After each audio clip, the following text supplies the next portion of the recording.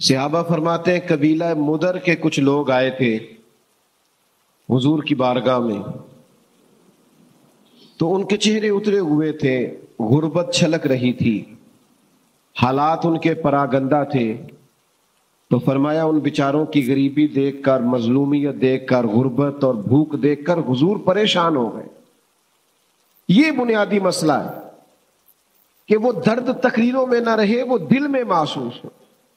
سرکار پریشان ہو گئے اور نبی پاک علیہ السلام نے سیدنا بلال حبشی رضی اللہ تعالیٰ عنہ سے فرمایا آذان پڑھیں۔ حضرت بلال نے نماز کے لیے آذان پڑھی، حضور نے جماعت کرائی اور پھر صحابہ کی توجہ دلائی کہ اپنے بھائیوں کی مدد کرو۔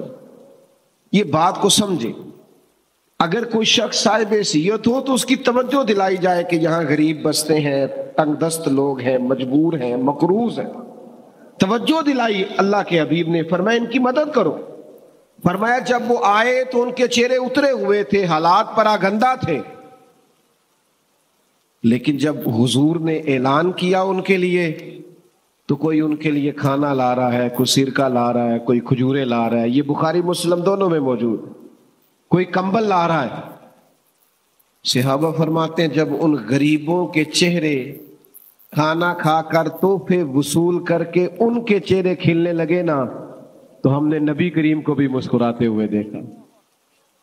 کسی کو دکھی دیکھ کر دکھی ہونا یہ حضور کا طریقہ ہے، اور کسی کو خوش دیکھ کر خوش ہونا یہ حضور کا طریقہ ہے۔ لیکن ہمارا ماحول بڑا عجیب ہو گیا ہے۔ اسی گلی کے اندر کچھ بچے رات کو 10,000 کا فاسٹ فوڈ منگاتے ہیں، اور اسی گلی میں چند گھر چھوڑ کر ایک گھر وہ بھی ہوتا ہے جو میاں بیوی رات مشورہ کر رہے ہوتے ہیں کہ صبح بچوں کی فیس نہ گئی تو ان کی ٹیچر پھر باتیں کرے گا، ان کے استاد پھر کہیں گے۔ میرے بھائیوں یاد رکھنا، تھوڑا سا اپنے دل کو نرم کیا جائے، کشادہ روئی پیدا کی جائے، اور صدقہ اور خیرات اور کسی کو دینا یہ کروڑوں اربوں سے نہیں اس کا تعلق۔ بخاری شریف میں پورا باب ہے کہ انسان دل کا غنی ہوتا ہے، دل کا، جیب سے بندہ غنی نہیں ہوتا۔ مالا والے سخی نہیں ہوندے تے سخیاں کول مال نہیں ہوندا، ہاں ایتھے اوتھے دوویں جہانی سخی کنگال نہیں ہوندا۔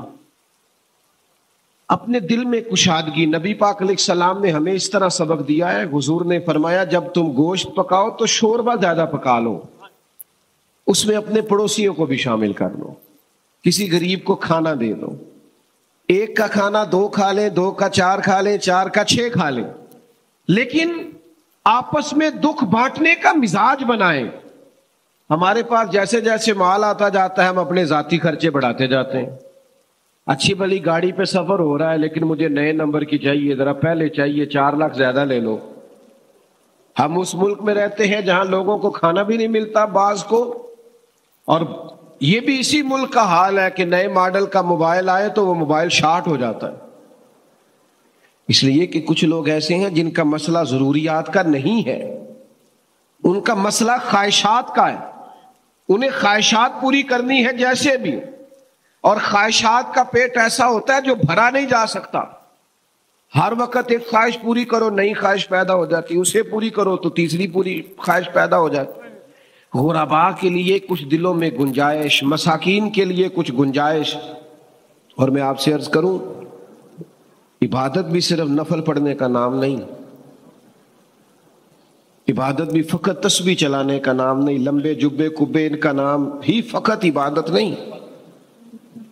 اور میرے بھائی، حضور نے فرمایا جو یتیموں کی مدد میں رہتا ہے، مسکینوں کے کام کرتا رہتا ہے، بیواؤں کی مدد کرتا رہتا ہے، وہ بھی اللہ کے راستے میں ہی۔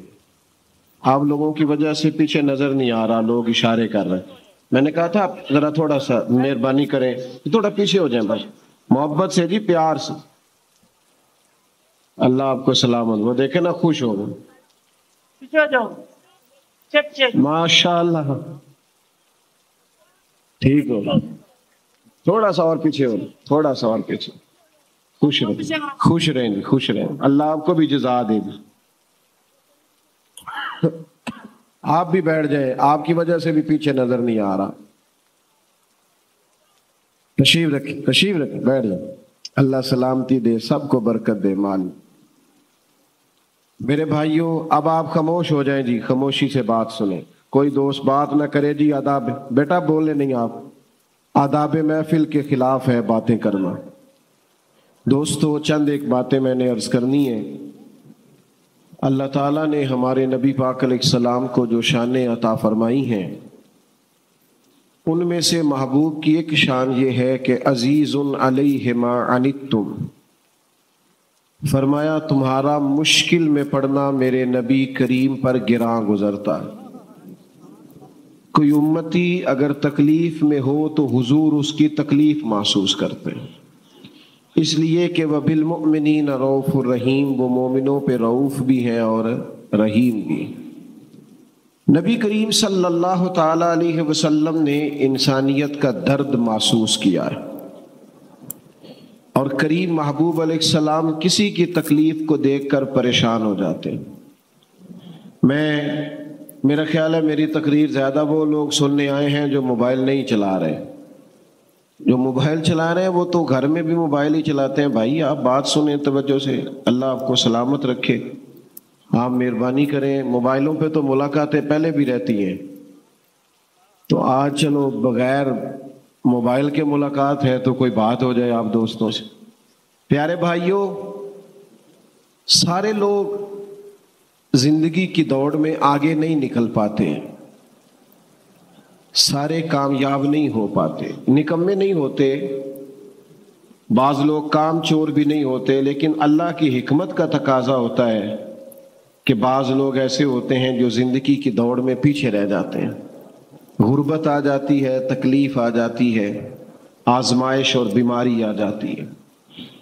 ہمارا دین، ہمارے نبی پاک علیہ السلام کی سیرت ہمیں یہ سبق دیتی ہے کہ جو لوگ زندگی کی دوڑ میں پیچھے رہ جائیں ہم ان کا بازو تھامیں، ہم ان سے محبت کریں. حضور علیہ السلام نے فرمایا تمہیں جو رزق دیا جاتا ہے وہ تمہارے کمزوروں اور ضعیفوں کی برکت سے دیا جاتا ہے.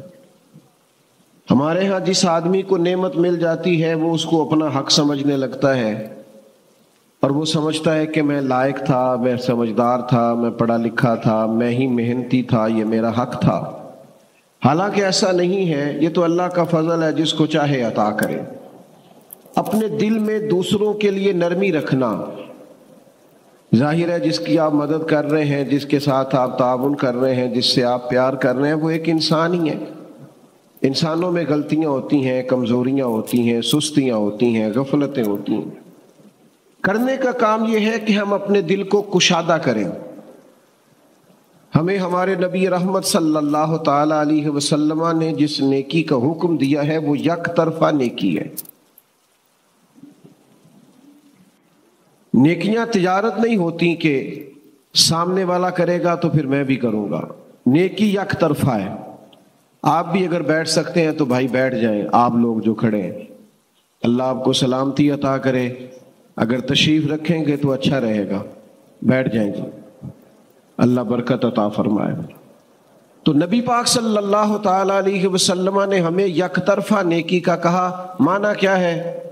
کوئی کرے نہ کرے ہم نے نیکی کرنی ہے، کوئی شکریہ ادا کرے نہ کرے ہم نے نیکی کرنی ہے، کوئی اس کا احسان مانے نہ مانے ہم نے نیکی، کیونکہ بندے دیکھ کر نیکی نہیں کرنی، اللہ کی رضا دیکھ کر نیکی کرنی. آپ دیکھیے نبی پاک علیہ السلام کا مقدس طریقہ کیا ہے. قبیلہ بنو آراش کا ایک شخص مکہ مکرمہ اپنے کچھ اونٹ بیچنے کے لیے لایا تھا. چھوٹا سا تاجر تھا، دیہاتوں سے وہ جانور خرید کے شہروں میں بیچا کرتا تھا. تو وہ چند اونٹ بیچنے کے لیے مکے میں لایا تو اس بیچارے کے نصیب کے اونٹ اس سے ابو جہل نے خرید لیے. اب یہ دور وہ دور تھا جس دور میں وہ نبی پاک علیہ السلام کی بڑی شدید مخالفت کر رہے تھے، حالات بڑے سخت تھے. ابو جہل نے وہ اونٹ خرید لی. اب وہ شخص کہتا ہے میرے پیسے دو، کہتا صبح لے لینا، صبح جاتا ہے کہتا شام آنا، شام جاتا ہے کہتا صبح آنا. غریب آدمی تھا، کل سرمایہ ہی جب اجڑ جائے تو بندہ کدھر جائے. بڑا تڑپا، لوگوں سے کہنے لگا یہاں سردار لوگ کہاں بیٹھتے ہیں. آج بھی کسی کو کسی چودھری سے سردار سے کام پڑ جائے تو وہ فون ہی نہیں اٹھاتا، وہ کہتا ہے میں مصروف تھا، میں بیزی تھا۔ اور آپ کے حالات خراب ہونے ابھی پوری طرح شروع بھی نہیں ہوتے کہ آپ کے نمبر بلاک ہونے شروع بھی ہو جاتے، حالات ابھی پوری ساری عمر ہی آٹا گد ہے تے لکھاں کیتے نہیں پیڑے، اب وقت آیا ہی تے محمد بخشا کوئی نہیں ہو بیٹھا نیڑے، چھوڑ جاتے ہیں لوگ، توجہ ہی نہیں کرتے۔ تو وہ شخص کہتا ہے کوئی شخص میری داد رسی کو تیار نہ تھا، توجہ رکھے جی، کوئی تیار ہی نہ تھا۔ میں نے پوچھا چودھری کہاں ہے؟ تو کہا یہ جو عصر کے بعد ٹولیاں بنا کے بیٹھے ہیں نا حرم مکہ میں، یہ سردار لوگ ہیں۔ تو وہ شخص کہتا ہے میں ان لوگوں کے پاس آیا، میں نے ان سے کہا یار میں غریب آدمی ہوں، میری مدد کرو۔ کس نے پیسے دبائے ہیں؟ جب میں نے ابو جہل کا نام لیا تو انہیں تو سانپ سونگ گیا، بہت بڑا بدماش تھا، کون اس سے بات کرے؟ یہ ظالم پتہ ہے مضبوط کیسے ہوتے ہیں کہ جب وہ کسی اور پر ظلم کر رہے ہوتے ہیں تو ہم مظلوم کا ساتھ نہیں دیتے، پھر ظالم طاقتور ہو جاتا ہے۔ ہم اپنے بچے سے کہتے ہیں اندر سے کنڈی لگا لے، یہ ہماری آگ نہیں، حالانکہ پڑوسیوں کی آگ اس لیے بھی بجھا دینی چاہیے کہ اگر ان کی نہ بجھائی تو کہیں ہمارے گھر بھی نہ آ جائے۔ توجہ نہیں کرتے، ظالم مضبوط ہو جاتے ہیں۔ تو کہا ابو جہل نے تیرے پیسے دبائے، اب تو سب کو سانپ سونگ گیا۔ اللہ کے حبیب علیہ السلام حرم مکہ کے قریب عبادت میں مشغول تھے، تو اس نے کہا، ایک شخص نے اشارہ کیا حضور کی جانب، کہا وہ جو بیٹھے ہیں نا محبوب، وہ تیرا مسئلہ حل کرا دیں گے۔ اس نے اشارہ کیا اور باقی ہنسے، معاذ اللہ، مذاق بنانے لگے، نقل کفر نہ باشد۔ وہ شخص کہتا ہے میں بڑا حیران ہوا کہ بھیجتے بھی ہیں اور مذاق بھی کرتے ہیں، مسئلہ سمجھ میں نہیں آتا۔ لیکن میں چلا گیا، جا کے حضور کی بارگاہ میں عرض کیا۔ فرماتے ہیں سادہ سا لب و لہجہ، زمین پر حضور تشریف فرما ہے، پہلی نظریں لوٹ لے ماہی تیرے ہار شنگاراں۔ فرماتے ہیں نبی کریم صلی اللہ علیہ وسلم نے میری بات سنی، نہ قبیلہ پوچھا، نہ برادری پوچھی، نہ تعارف پوچھا، قربان جاؤں محبوب فرمانے لگے چل میں تیرے ساتھ چلتا ہوں۔ وہ جو وہاں بیٹھے تھے سردار، انہوں نے ایک بندہ بھیجا، کہا ساتھ جا کے دیکھو وہاں بھلا کیا بات ہوتی ہے۔ حضور تشریف لائے، وہ شخص کہتا ہے سارے رستے تو نظریں جھکی رہی ہیں، محبوب دھیمے دھیمے انداز میں میرے سوالوں کے جواب دیتے رہے، لیکن جب ابو جہل کا دروازہ آیا، حضور نے دستک دی، وہ باہر آیا، تو پھر میں نے اپنے نبی کی نظروں کو اٹھتے ہوئے دیکھا، پھر چہرے پہ جلال دیکھا، پھر میں نے نبوت کا دبدبا دیکھا، مظلوم کے ساتھ کھڑے ہونے میں حضور کا عروج دیکھا۔ کریم فرمانے لگے شرم نہیں آتی، غریب کے پیسے دبا گیا ہے، لا اس کے پیسے۔ اس پر تو گویا کپ کپی طاری ہو گئی، کہنے لگا میں ابھی لے کے آیا، دوڑا گیا، اس کے پیسے لایا، اللہ کے رسول نے پیسے اسے دیے، اس نے شکریہ ادا کیا۔ سرور کائنات صلی اللہ تعالی علیہ وآلہ وسلم وہاں سے رخصت ہوئے۔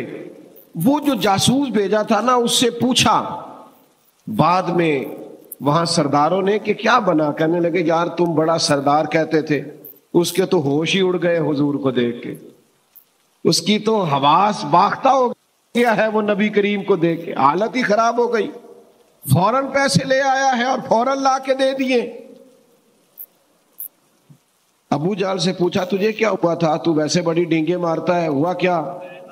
تو کہنے لگا ہونا کیا تھا، پتہ نہیں محبوب کے ساتھ کون سی طاقتیں تھیں، جب وہ آئے ہیں تو مجھ پر روب طاری ہو، اور میں نے فوراً پیسے ادا کرنے میں عافیت سمجھی۔ بھائیو، کسی مظلوم کی مدد کرنی ہے، کسی غریب کے ساتھ کھڑا ہونا ہے، قبیلے میں، برادری میں، خاندان میں اگر ہمیں پتہ چل گیا ہے کہ فلاں کی زیادتی ہے اور فلاں مظلوم ہے، میری طرف دیکھیں جی، اب آپ مہربانی کریں، اب چھوڑیں ساری چیزوں کو، جو چل رہا ہے وہ چلے گا، آپ توجہ کریں، چند ایک باتیں آپ سے ہو جائیں۔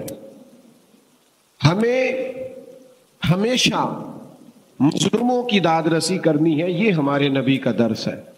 ہمیں پتہ ہوتا ہے خاندان کے اندر مظلوم کون ہے، زیادتی کون کر رہا ہے، پر ہم یہ دیکھتے ہیں پیسے کدھر زیادہ ہیں۔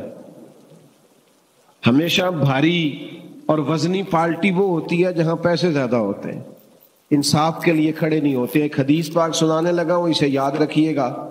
اللہ کے حبیب علیہ السلام نے فرمایا قیامت والے دن رب کریم فرمائے گا فلاں جگہ حق بات کہنے کی ضرورت تھی، تم نے کیوں نہیں کہی؟ اللہ فرمائے گا